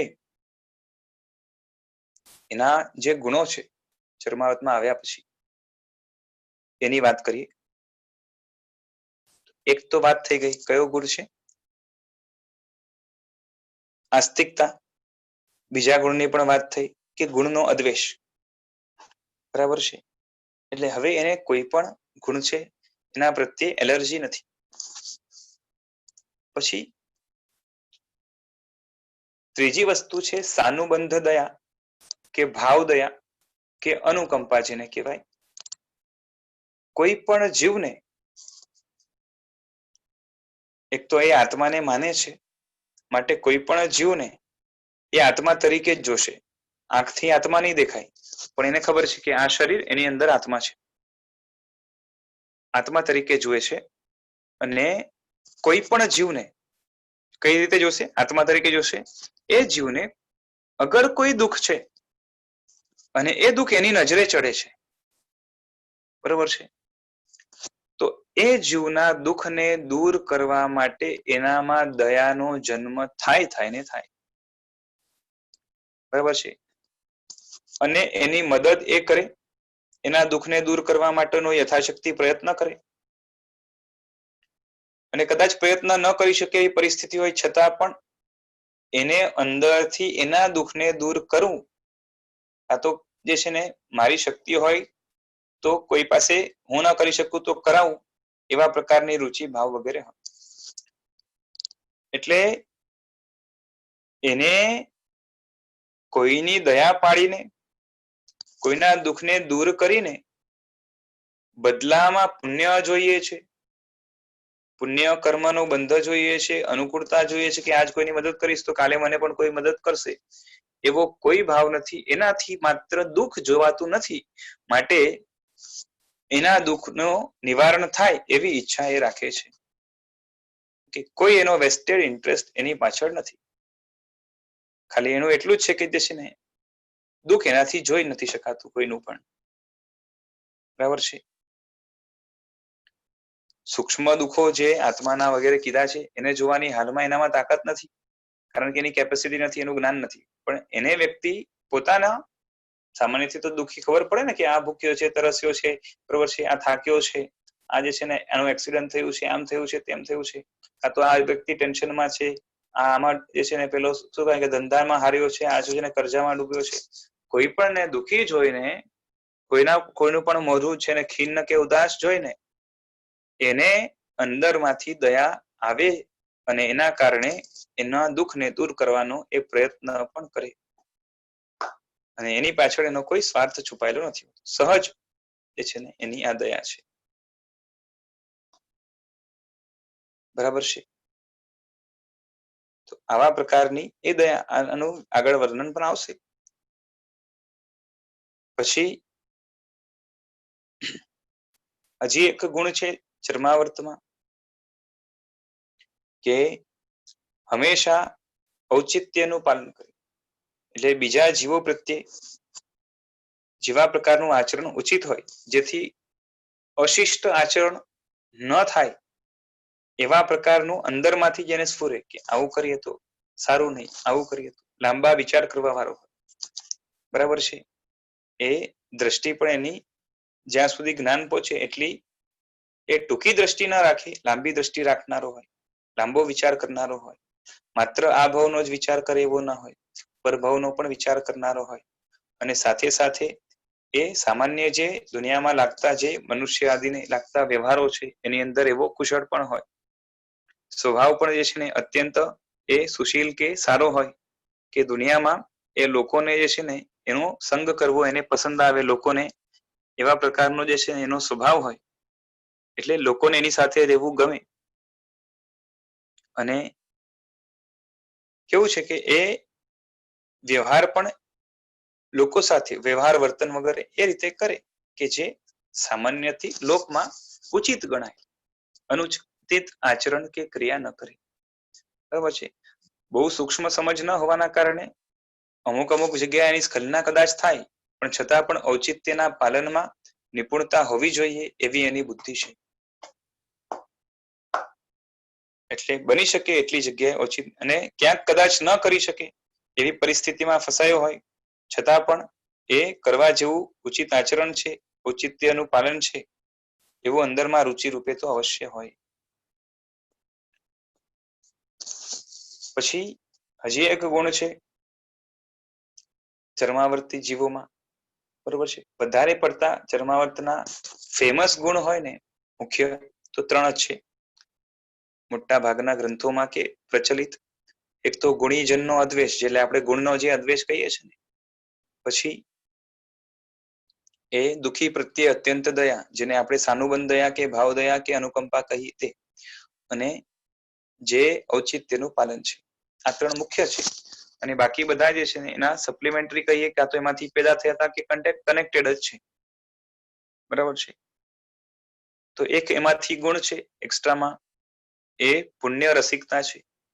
એટલે કે સુકૃતો સારા કાર્ય કરવા, દુનિયામાં સારા ઘણા એવા કાર્યો જેમાં જે છે શું કહેવાય કે પરોપકાર આદિ ઇન્વોલ્વ હોય, બીજાના જે છે ને હિતની બુદ્ધિ હોય, એવા પ્રકારના જે પણ કાર્ય હોય, આ તો જેમાં શુભ ભાવ વધારે હોય એવા પ્રકારના જે કાર્યો છે, બરાબર, જેનાથી પુણ્ય બંધાય. એને પુણ્ય બાંધવામાં રસ નથી, પણ જેનાથી પુણ્ય બંધાય ને એવા જે પણ કાર્યો છે, સારા કાર્યો, એમાં રસ એનો જામતો હોય, કરવામાં એને મજા આવે અંદરથી જ. કારણ કે સ્વભાવ જ જે છે ને એટલા અંશે એનો એ ભાવમનના ઓછા થવાથી એ સુધર્યો છે. પછી આગળ કીધું હજી એક ગુણ કે એક ક્રિયાવાદીપણું હોય એનામાં. એટલે કે એને લાગે કે આ વસ્તુ કરવા જેવી છે તો આળસથી બેઠો ના રહે, એને ઉપાય મળે તો અવશ્ય કરે ને કરે. એટલે ક્રિયા કરવામાં પણ આળસ કરે એવો ના હોય. બરાબર છે. હા, એ છે કે જે મુક્તિને સાધી આપે એવા ત્યાગ તપ આદિ એની અંદર એને રસ પડે કે ના પડે એ જે છે ને ભજના છે, એટલે કે એ ઓપ્શનલ છે. કેમ કે હજી એને એની ગુણિયલતા ઓળખાઈ નથી. પણ હા, એવા કાર્યોનું પણ જે છે ને એ દ્વેષ નહીં કરે પાછું. બરાબર છે. પરંતુ એટલું છે કે એનામાં રસ એને પડે કે ના પડે એવું બની શકે. પણ જે પુણ્ય કાર્યમાં કાં તો ધર્મ કાર્યમાં એને રસ પડે છે તો એ બેસી ન રહે, એને કરવાનો અવશ્ય પ્રયત્ન કરે. બરાબર છે. એટલે એનામાં ક્રિયા રસિકપણું, ક્રિયાવાદીપણું, કે શું કહેવાય કે ક્રિયાની ઈચ્છા રાખનાર હોય અને ક્રિયા કરનાર હોય. પછી પાછું એ જ આવશે કે સંયોગો હોય ને ન કરી શકે તો જુદી વસ્તુ છે. પછી હજી એક ગુણ બતાવ્યો સહજ ધર્મરાગ, એને ધર્મ ગમે. બરાબર છે. એટલે કે એને દેવગુરુ અને ધર્મ ક્રિયાઓ જેટલી પણ છે, ક્રિયાની તો વાત આવી ગઈ, આમ છતાં પણ ધર્મનું જે માળખું છે એ જ્યાં પણ જન્મ્યો હોય, જે ધર્મમાં જન્મ્યો હોય ત્યાં રહેલી આસ્તિકતા, ત્યાં રહેલા દેવગુરુ, તો પોતાની મતિ મુજબ એ જેટલું પણ એના ઉપર સદભાવ હોય એના કારણે એ ધર્મ ઉપરનો રાગી, અને એ ધર્મ માટે કંઈ પણ કરવા તૈયાર થઈ જાય. અને એ રાગ પણ એનામાં એક જાતનું સહજ છે કે એ છે ને ધર્મ સારી વસ્તુ છે. બરાબર છે. અને દુનિયાની બીજી જે ક્રિયાઓ છે એ તો સ્વાર્થ સંબંધી છે. ધર્મ છે એ કંઈક હિત કરે છે, પ્રભવનો વિચાર કરાવે છે, પ્રભવનું જે છે ને કાર્ય કરાવે છે અને લોકોનું કલ્યાણ કરે છે, એવી ભાવના એનામાં હોવાના કારણે એ સહજ એનામાં જે છે ને ધર્મનો રાગ અંદરથી હોય. એટલે એવી ક્રિયાઓ, ધર્મ ક્રિયાઓમાં પણ મુખ્ય જે છે ને એ ત્યાગ તપ આદિનું એનું વેલ્યુએશન એને ન થાય, અને કદાચ એને કોઈ રીતે જે છે ને આનાથી આ સારું કાર્ય છે, એનાથી જે છે ને આમ થાય તેમ થાય, એટલે કંઈક પોઝિટિવ પોઈન્ટ્સ એની માન્યતાના કારણે એને બેઠા હોય તો એ કરે. બાકી ભક્તિ છે, સમર્પણ છે, બરાબર છે, દયા છે, પરોપકાર છે, એ ધર્મ કાર્યોની અંદર એને રસ પડે. અને એટલે સહજ પણ પાછું એની પણ છે ને એના એવો કોઈ વેસ્ટેડ ઇન્ટરેસ્ટ એમાં પણ ન હોય. અને કોઈ જે છે ને પરાણે કે જા ભાઈ તું પાઠશાળામાં ચલો ભણતો કેમ નથી, કાં તો જે છે ને તું આમ કેમ નથી કરતો, તો એમ નહીં. એ પોતાની એને ઈચ્છા થાય કે આ કરવા જેવું છે, અને એ પોતે જ જાતે જ એ કાર્યોમાં જોડાય. બરાબર છે. તો આ બધા આટલા બધા હવે છે ને થાય શું ખબર છે કે આપણામાંથી જ મોટા ભાગના જીવો એમ લાગે કે હું ચરમાવર્તમાં છું કે નહીં. બરાબર છે. કેમ કે ચરમાવર્ત પછી તો કેટલા બધા સ્ટેપ્સ છે, હજી મોક્ષ માર્ગ તો હજી આગળની વસ્તુ છે. અને આ બધા ગુણો જોઈને લાગે કે હું ચરમાવર્તમાં છું કે નહીં, તો એક જાતની ચિંતાની વસ્તુ તો અવશ્ય છે. બરાબર છે. પણ એક આશ્વાસન પણ આપણે પેલા મળી ગયું કે અચરમાવર્તમાં રહેલો જીવ એમાંથી થોડાક લક્ષણો દેખાતા હોય તો ધીરે કરીને પણ જે છે ને ચરમાવર્તમાં અવશ્ય જઈ શકે, અને ફટાફટ એની પણ જે છે ને ગતિ આગળ વધીને 2-4 ભાવમાં પણ મોક્ષમાં જઈ શકે છે. એટલે આપણા માટે એક હાશકારો પણ છે, અને એક જે છે ને એક ચિંતાની પણ વાત છે કે આ નથી ગુણો તો શું થશે. બરાબર છે. ચરમાવર્તમાં પ્રવેશ કરવો એ જરૂરી છે. એના વગર જે છે ને કલ્યાણ કે ઉદ્ધાર નથી. એટલે જો આપમેળે કાળ આપણે ચરમાવર્તમાં લઈ જવામાં જો વિલંબ કરતો હોય તો કમથી કમ પોતાના પુરુષાર્થ દ્વારા કાળને પકવીને જે છે ને જો ચરમાવર્તની જસ્ટ નજીકમાં છે તો અંદર એન્ટ્રી કરી જ દઈએ, આ બધા ગુણો આપણામાં ખીલવી દઈએ. બરાબર છે. હવે એક એક ગુણનું થોડું થોડું કરીને વર્ણન આવશે આગળ પાછળ.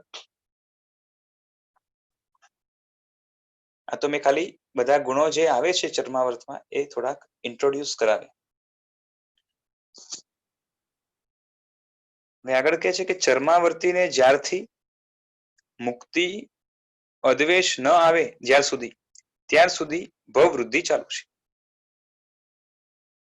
ચરમાવર્તી છે એ પોતાના ભવને વધારી રહ્યો છે, કેમ કે હજી પણ સંસાર માર્ગમાં છે. એની સ્પીડ, એનો પેસ, એનો ડિરેક્શન ચેન્જ થઈ રહ્યું છે. રાઈટ. પરંતુ અને સ્પીડ વગેરે ઓછી થઈ રહી છે, પરંતુ હજી પણ કહેવાય સંસાર માર્ગી.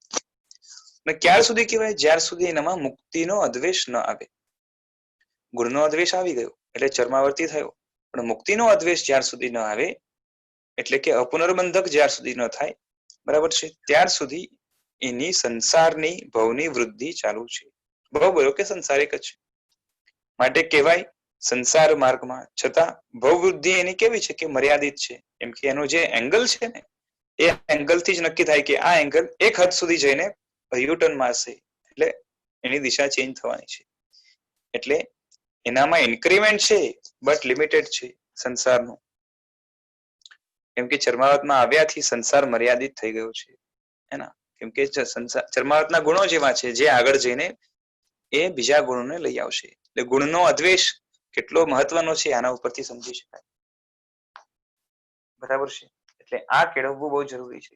દોષનો જે રાગ છે એ ઓછો થાય, અને ગુણ પ્રત્યે ક્યાંય પણ ગુણ કે ગુણીજન હોય એના પ્રત્યે જે છે ને રાગ થઈ જાય તો ઘણું સારું, પણ દ્વેષ તો ન જ થવો જોઈએ. અને જો થાય તો આપણી પોતાની ખામી કે ગેરલાયકાત કહેવાય. તો ગુણ વસ્તુ જુદી છે, બરાબર છે, અને સુકૃત વસ્તુ જુદી છે. આપણે જોયું ને કે પુણ્ય રસિકતામાં શું છે કે સારા કાર્યો, સુકૃત જે છે ને એને ગમે, એમાં રસ પડે. ગુણમાં રસ પડે એવું નથી થયું હજી. ગુણનો અદ્વેષ છે, ગુણનો રાગ નથી થયો. એટલે ગુણ ને સુકૃત અલગ વસ્તુ છે. તો ગુણનો અહીંયા અદ્વેષ છે અને સુકૃતનો રાગ છે, ધર્મનો રાગ છે, સહજ ધર્મ. બરાબર છે. હા, હજી શુદ્ધ ધર્મ કેવો હોય એને ઓળખાયો નથી, એ આગળ આવશે. પણ સહજ ધર્મરાગ છે એના, કે ધર્મ ક્રિયાને ગમે. પછી ધર્મ ક્રિયાને ઇવેલ્યુએટ કરવાની એની તાકાત અને આગળ મોક્ષ માર્ગમાં રહેલાની તાકાત જુદા પ્રકારની હોય, એંગલ જુદો હોય. પણ એક કર્મ જે છે ને હળવાશ થઈ છે ને, શું કહેવાય, ભાવમલની, એના કારણે અંદરની જે છે ને એની જીભ સુધરી છે. જીભ એટલે શું? જેમ કેવું થાય કે શરીરમાં છે ને તાવ વ્યાપ્યો હોય ને, બરોબર છે, બહુ તાવ હોય ને અત્યંત, બરોબર છે, એની જીભ પણ એટલી જ બગડી હોય, એના કારણે એને તમે લીમડો, કડવો લીમડો ચખાડો તો એને મીઠો લાગે, રાઈટ? એટલે ઓરિજિનલ ટેસ્ટ સાવ ગયો. એટલે અત્યંત જ્યારે મોહનું ઝેર હોય છે, ક્યારે હોય છે? જ્યારે ભાવમલ અત્યંત હોય છે. હવે ભાવમલ ઘણું ઓછું થયું ને, એટલે તાવ ઘણો ઓછો થયો, એટલે હવે લીમડો થોડો કડવો લાગશે. આને પણ હવે જે છે ને શું લાગશે કે એટલે જે ઓરિજિનલ સ્વાદ છે એનું થોડુંક પણ, બરોબર છે, એને એ અનુભવમાં આવશે. એટલે હવે સંસારમાં જેવો રસ પડતો હતો કે જેમ આને પેલા જે છે ને લીમડામાં રસ પડતો હતો એને નહીં પડે. હવે સંસારમાં આને જેવો રસ પડતો હતો, બરાબર છે, અને સંસાર કરતા પેલા તો દોષોમાં શરૂઆતમાં જેવો રસ પડતો તેવો નહીં પડે, પછી હજી ઝેર ઓછો પડશે તો. એટલે જીભ એની એટલી જેટલી સુધરશે ને એટલું એનું હકીકત તરફ વલણ વધશે, ઓરિજિનલિટી તરફ વલણ વધશે. એનું જે ગતિ હશે એ ઓરિજિનલ ફોર્મ તરફ આત્માના એ જશે. એટલે સુકૃત એ સારું વર્તન છે, બરોબર છે, અને સારું એને સારું એ માને છે, એના ઉપર રાગ છે, સારી વસ્તુ, સારી ક્રિયા, બરોબર છે, એનો કોઈ વેસ્ટેડ ઇન્ટરેસ્ટ એના નથી. ભૌતિક કોઈ જે છે ને આનાથી આ ફાયદો થાય કે એવું નથી, પણ એને ગમે છે કે આવી ક્રિયા. પછી આજે પણ ઘણા બધા માણસો હોય એને સારા કાર્યો કરવા ગમતા હોય, પણ મોક્ષ સાધક ક્રિયાઓ છે એની અંદર બહુ રુચિ ન પડતી હોય, એવું બની શકે. અને એવા જીવો જો ખરેખર ચરમાર્થના બીજા ગુણોથી સહિત હોય તો આગળ વધીને છે ને એ મોક્ષ માર્ગ પર ચડીને સમ્યક્તાદી ગુણોને પ્રાપ્ત કરીને ચારિત્રના બળથી મુક્તિને પામી શકે. બરાબર છે. યોગ્યતા કેટલી જલ્દી ખીલે છે, ફાસ્ટ જે છે ને કે સ્લો ખીલે છે, એના ઉપર છે. હવે કેવું છે કે ઘણાને કેવું લાગે કે ભોળો માણસ હોય ને, ભદ્રિક હોય, ભોળો હોય, બરોબર છે, આમ તો માણસો ભોળાને જ ભદ્રિક કહેતા હોય છે. ભદ્રિક એકચ્યુઅલી ગુણ છે ઓરિજિનલ, ભોળો પણ ગુણ નથી, દોષ છે. ભોળો માણસ હોય ને તો આપણે એમ કે ભગવાનનો માણસ છે, બરાબર છે, અને ભગવાન પાસે જ જશે, ભગવાન પાસે જશે એટલે એની સદગતિ થશે, એવું સામાન્ય માન્યતા હોય છે. એટલે લોકો એવું નથી. વિચક્ષણતા છે ને એ ગુણ છે, અને ભોળ પણ છે ને એ દોષ છે. એટલે વિચક્ષણ હોય ને એ ભોળો ના હોય, ભલો હોઈ શકે, કે સમજીને ભલો થાય ને, સમજીને જે ભલો થાય છે ને એ વિચક્ષણ કહેવાય. અને ભોળપણના કારણે ભલો થાય છે ને, બરાબર છે, એ વિચક્ષણ નથી, અને એના કારણે એને કઈ ફાયદો થતો નથી. બીજાને થઈ શકે એકવાર, એને એનાથી ફાયદો નથી. એટલે ભોળપણ, ભોળવાઈ જવું એ તો મૂર્ખામણી છે. એટલે મૂર્ખામીમાં પડે એ વ્યક્તિ જે છે એ દોષયુક્ત ગણાય, બરાબર છે. એટલે વિચક્ષણતા જોઈશે, અને ઉત્કૃષ્ટ વિચક્ષણતા જે છે ને ગીતાર્થોમાં હોય છે. એટલે અહીંયા પણ જે ગુણો છે એ ભોળપણના કારણે નથી, પરંતુ જે ભાવમલ ઓછો થયો છે એના કારણે અંદરમાં જેટલી પણ વિચક્ષણતા એનામાં જન્મી છે, એના આધારે એ ગુણમાર્ગની અંદર ધીરે ધીરે આગળ વધશે. હમણાં તો ગુણનો અદ્વેષ આવ્યો છે, હજી આગળ વધીને ગુણનો રાગ પણ આવશે, અને ગુણાનુરાગથી મોક્ષ માર્ગની શરૂઆત થશે. વૈરાગ્ય સાથે ગુણાનુરાગ પણ આવશે. સર વિચક્ષણતા એટલે? વિચક્ષણતા એટલે શું? તો પદાર્થને જોવાની, જાણવાની, સમજવાની શક્તિ, વિશિષ્ટ શક્તિ. તો વિચારકપણું જ્યાં સુધી ન આવે, કે સમજી વિચારીને નિર્ણય ન લો, અને કોઈએ કીધું છે એમને માની લો, તો તમે ભોળવાઈ ગયા કેવા. કોઈએ કીધું કે જે છે ને ધર્મ સારો છે, કરવા જેવો છે, કરવા માંડો, બરોબર છે, અને તમે પરીક્ષા પૂર્વક જે છે ને તમે કહો કે તું કે છે ધર્મ સારો છે, પણ જગતમાં તો જે છે ને બીજી વસ્તુઓ છે એને પણ લોકો સારી કે છે, અને પાછે તું કે છે કે ધર્મ સારો, તો મારે પાછી નક્કી કરવું કે કયો ધર્મ સારો. આ પણ ધર્મ છે, આ પણ ધર્મ છે, આ પણ ધર્મ છે. અને ઘણા તો જે છે ને આ ધર્મ, આ બધા ધર્મો છોડીને માનવતાને પણ ધર્મ કહે છે, બરોબર છે. અને એમ કરીને જે છે ને તમે વિશ્લેષણ કર્યું અને પછી ફાઇનલ આવ્યા કે હા આ વસ્તુ સારી, બરોબર છે. તો એ વિચક્ષણતા છે. Okay sir. તો તમે જે છે ને તમે ખાલી શું કહેવાય કે ઓલા ઘેટાની જેમ છે ને એક ચાલે છે બધા ચાલે, બરોબર છે, તો એ ગાડરિયા પ્રવાહમાં જે છે ને તણાઈ જાય એવા વ્યક્તિ ન જોઈએ, બરોબર છે. તો એક સર, ઊંધે રસ્તે ભદ્રિક જાય તો બીજું તો પછી ભદ્રિક એટલે શું? જો કેવું છે, આપણે ભોળાને ભદ્રિક માનતા હોઈએ છીએ, બરાબર છે, અને એનો સ્વભાવ પણ ભદ્રિક જેવો લાગે, પણ એકચ્યુઅલી શું છે, ભદ્રતા છે ને એક ગુણ છે. ભદ્ર બનવું એટલે શું કે સારા બનવું, સામાન્યથી સારું કહેવાય. તો સમજીને જે સારો બને ને એને ખબર છે કે સારાપણામાં છે ને ઘણા ગુણો છે, એટલે સારું બનવું સારું, બરોબર છે. તમે સારા છો તો એનાથી શું થાય છે કે તમે જો સારા છો, બરોબર છે, તો એ સારાપણું અને પાછી સારું સારું વ્યક્તિ કેને કહેવાય કે જે છે ને બીજાને છેતરે નહીં કે આ કે ભોળો વ્યક્તિ પણ બીજાને ના છેતરે, કેમ કે એનામાં આવડત નથી છેતરવાની. જ્યારે ગીતાર્થો કે વિચક્ષણો, બરોબર છે, તમે મને એક વાત કહો કે જે ગીતાર્થ મહાગીતાર્થો હોય એને છેતરવાની કળા એનામાં આપણાથી ઓછી હોય કે વધારે હોય આવડત? વધારે. ગીતાર્થ હોય, ઘણું ભણેલા હોય, બરોબર છે, આપણે કોઈને છેતરી શકીએ એના કરતા બહુ સારી રીતે છેતરી શકે ને, બરોબર છે. છેતરવાની આવડત ઘણી હોવા છતાં પણ છેતરવામાં દોષ ઘણા છે અને નહીં છેતરવામાં ગુણ ઘણા છે, માટે મારે છેતરવું નથી, આવું સમજીને જે સારો બને છે એ વ્યક્તિ ભદ્રિક છે,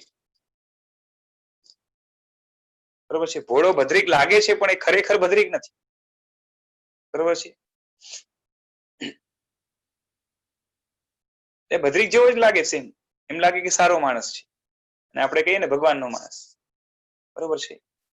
પણ ભોળ બનતી એક છે કે એના કશાયો શાંત હોય, બરોબર છે, એની જે છે ને શું કહેવાય સદગતિ પણ થાય, પણ એ પરમ ગતિને પ્રાપ્ત કરવા માટે ગેરલાયક છે. ત્યારે ગીતાર્થ તો સામેથી સારા થાય છે, સમજીને જ કે આમાં ઘણા દોષો છે. છેતરવાથી આપણામાં છેતરવાના સંસ્કાર પડે છે, છેતરવાથી માયાના સંસ્કાર પડે છે, માયાના કારણે તેજચાદી ગતિઓ બંધાય છે, એ ગતિઓની અંદર જે છે ને ભોગાદિના સંસ્કાર પડે છે, ભોગાદિના સંસ્કારના કારણે રાગની વૃદ્ધિ થાય છે, રાગની વૃદ્ધિના કારણે જે છે ને વ્યક્તિ મૂળ બને છે, મૂળતાના કારણે સંસારની અંદર રખડે છે, એ જાણે છે, માટે જે છે ને એ છેતરતો નથી. સમજ્યો આપને? એટલે ભદ્ર પરિણામ એટલે શું કે કહેવાય ને કે સારાપણું. એ ભદ્રિકતા એ ભોળપણથી જો આવી હોય તો એ અસલી ભદ્રિકતા નથી. સમજદારી પૂર્વક જાણીને જે લાવી છે ભદ્રિકતા, એ ભદ્રિકતા ગુણકારી હોવાના કારણે એને આપણે સાચી ભદ્રિકતા કે તાત્વિક કહી શકીએ. હાજી. એમ સામાન્યથી આપણે એમ વિચારીએ કે આ વસ્તુ પાપ છે, બહુ લાંબુ ના વિચારીએ તો એ ભદ્રિકતા આવશે કે ભોળપણમાં આવશે? ભોળપણમાં આવશે. કારણ કે કેવું છે કે તમે એનું જો ઇવેલ્યુએશન નથી કરવું કે પાપ છે, બરોબર છે, તો પેલા તો પૂછવામાં આવે કે ભાઈ પાપ કોને કહેવાય, પાપની વ્યાખ્યા શું, એમાં જ તમે ફેલ થઈ જાઓ, બરાબર છે. બોલો શું કેને કહેવાય પાપ? ખોટું કરીએ કે માયા કરીએ, કોઈને છેતરીએ તો પાપ છે, બરોબર છે. હા હા, પણ એકચ્યુઅલી શું છે કે હવે કેવું છે કે પેલા તો સામાન્યથી જે છે ને અર્થ શું થાય, જે આત્માનું પતન કરાવે એને પાપ કહેવાય. એટલે આત્માને પોતાના ઓરિજિનલ લેવલથી દૂર લઈ જાય કે નીચે પાડે એને પાપ કહેવાય, બરોબર છે. આત્માનો સુખ સ્વભાવ છે, દુઃખ અપાવે એ પાપ કહેવાય. આત્માનો જ્ઞાન સ્વભાવ છે, અજ્ઞાન તરફ લઈ જાય એ પાપ છે. આત્માનો સમ્યક્ત્વ સ્વભાવ છે, મિથ્યાત્વ તરફ લઈ જાય એ પાપ છે, બરોબર છે. આત્મામાં જે છે ને રૂપીપણું ન હોય, અરૂપી આત્મા છે, રૂપી બનાવે, બરોબર છે, આત્માને એ પાપ કહેવાય. તો હવે આ બધી ક્રિયાઓ કઈ રીતે જે છે ને સ્વભાવથી ચલિત કરીને આત્માને એ પતન તરફ લઈ જાય છે એ ખ્યાલ હોય તો એ વિશિષ્ટ રૂપે ત્યાંથી વળવાનો પ્રયત્ન કરે, નહીં તો શું થશે કે પાપ છે. આ તો કેવું છે કે થોડાક પણ આસ્તિક વ્યક્તિ હોય ને એને એટલું તો ખબર પડે ને કે આ પાપ છે, બરોબર છે. અને મોટા ભાગને તો શું છે ખબર છે કે પાપ છે ને એનાથી પ્રોબ્લેમ નથી, પણ પાપનું ફળ ખરાબ છે ને એનાથી પ્રોબ્લેમ છે. અને એ પણ ફળ છે ને એને ભૌતિક ફળ જ દેખાય. પાપનું ભૌતિક ફળ ભૌતિક દુઃખ છે. બરાબર છે. જ્યારે પાપનું આધ્યાત્મિક ફળ છે ને એ કાં તો આત્મિક ફળ શું છે? સંસાર છે. હવે સંસાર જ જેને ગમે છે, બરોબર છે, એને પાપથી ઓરિજિનલ ભય થઈ જ ન શકે. શોર્ટમાં આત્માની વિભાવ દશા એ પાપ. હા, એટલે પાપ એવી વસ્તુ છે, એવી ક્રિયા લો કે એવા ભાવો લો, એવા ભાવ કે એવી ક્રિયા જે આત્માને વિભાવ તરફ લઈ જાય, બરાબર છે, એ પાપ છે.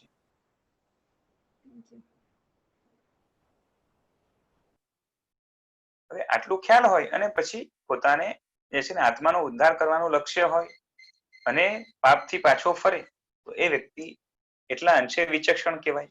અને ઉપાયોના પણ જે છે ને ગુણને બરોબર ઓળખતો હોય તો વધારે વિચક્ષણ કહેવાય.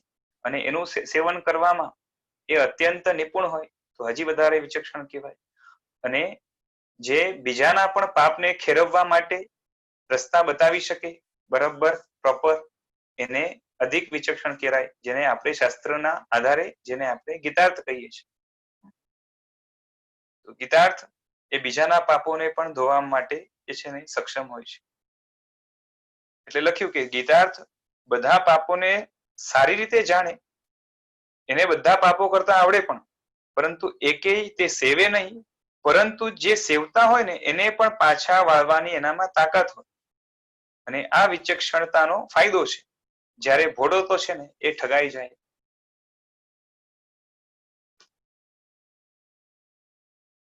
બરાબર છે. ચાલો સર, સમય તો થયો છે, આગળ લેશું પછી. આ પોઈન્ટ તો પૂરો થઈ ગયો છે. કઈ ને કઈ પૂછવું હોય તો બોલો. પ્રણામ સર. હાજી. અમે ઘણા વખત પહેલા ઓલા તીર્થંકર પરમાત્માના સાધુ સાધ્વી કરતા પણ એના શ્રાવક સમુદાય ઓછો છે એ રીતે જે ક્વેશ્ચન પૂછ્યો હતો ને, એનું મળ્યું છે આન્સર. પાંચમા શ્રી સુમતીનાથજી, ઓકે, એમનું 3,20,000 સાધુનો સમુદાય છે, જ્યારે શ્રાવકનો સમુદાય છે 2,81,000. સુપાર્શ્વનાથ, રાઈટ ને? નહીં, સુમતીનાથ, કરેક્ટ. અને સાધ્વીજીનો સમુદાય છે 5,30,000. અને એમની શ્રાવિકાનો સમુદાય છે 5,16,000. બરોબર, સરસ, લ્યો, સારું. લગભગ અભિનંદન સ્વામી ભગવાન, એટલે ચોથા અભિનંદન સ્વામી ભગવાન નું બી સમુદાયમાં એ રીતે આવે છે. અચ્છા. 3,20,000 સાધુ મહાત્મા, અને શ્રાવક ગણ છે 2,88,000. ઓકે. અને સાધ્વીજીનો સમુદાય છે 6,30,000 અને શ્રાવિકા છે 5,27,000. ઓહ, એટલે 2 તીર્થંકર છે એવા. હા, બરોબર. મને એકનો ખ્યાલ હતો એ કયા છે, સ થી નામ હતું એટલું પણ મને ધ્યાનમાં હતું, પણ એટલે સુમતીનાથ હશે, રાઈટ. બીજાનો ખ્યાલ નહોતું. પરમાત્માનું એવી રીતના મળ્યું છે, કરેક્ટ. એમાંથી જ શોધ્યું છે. ચલો, સરસ, સારું. પ્રણામ. જી બોલો.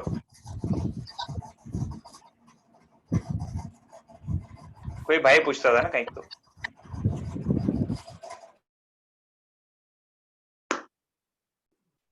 પ્રણામ સર. હા બોલો. પ્રણામ.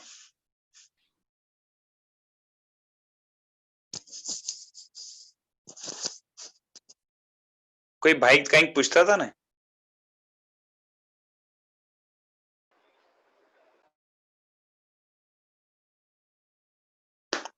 નથી?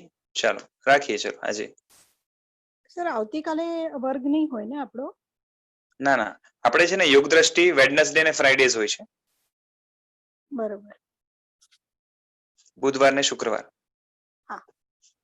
હા, બાકી તો કાલે તો હા નથી જ આમ પણ. પ્રણામ. સર, પ્રણામ